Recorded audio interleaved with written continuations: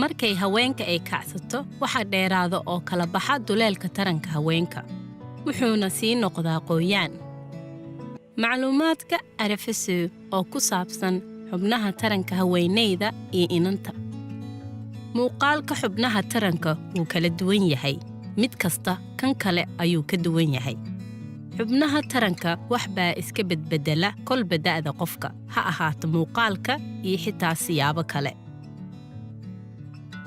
maadaama arrimaha xiriirka xubnaha taranka la leh aan laga hadlin dadyow tiro badan ma helin fursad ay ku helaan aqoon xubnaha tarankooda ku saabsan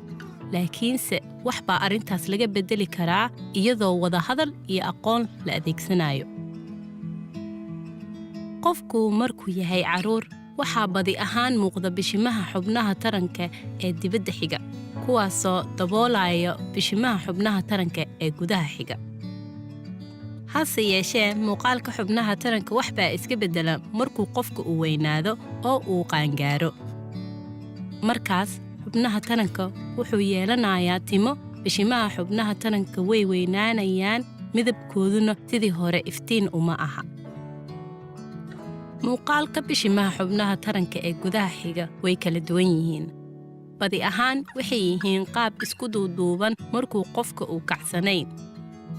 bishimaha xubnaha taranka waxay leeyihiin dareen wadayaal kuwaasoo dhanqasho laga dareemo haddii la taabto markuu qofka uu kacsan yahay xubnaha taranka wuu soo bararaa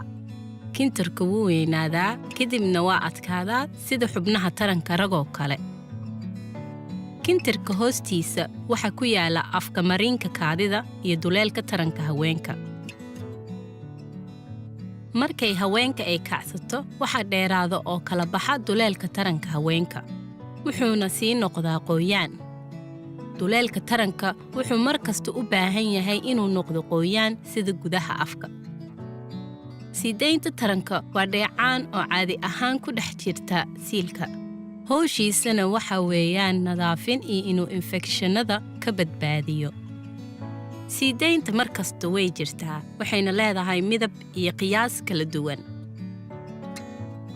markuu qofku uu isnadiifinayo waxa wanaagsan inuu biyo qandac ah ama saliid aan barfuun lahayn isaga dhaqo xubnaha dibadda oo keliya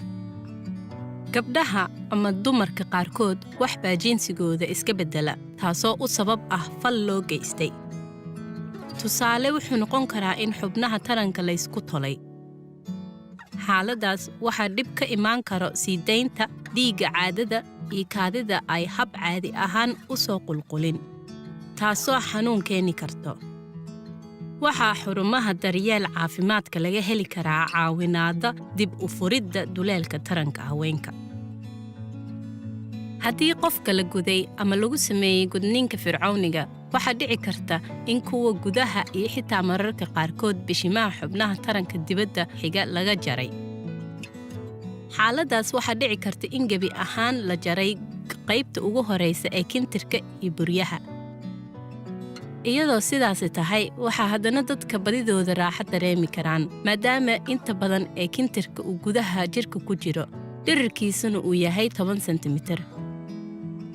gudniinka gabdhaha iyo dumarka waa mamnuuc dalka Sweden iyo dalal kale oo tiro badan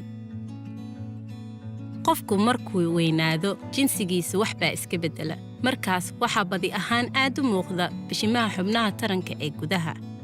qiyaastii 50 sano markay buuxsadaan badidooda way cisagooyaan taasoo macnaheeda ah in caadada ay sidii hore hab joogto ah u ahayn oo ay gebi ahaan joogsata haddii aad ka walwalsan tahay ama aad isweydiinayso arrin xiriir la leh xubnaha taranka waxaa wada hadal la yeelan kartaa umulisadaada ama dhakhtarkaaga haddii aad qof da'yar tahay waxaad arrinta kala xiriiri kartaa kalkaalisada caafimaadka ee iskuulka ama rugta dhalinyarada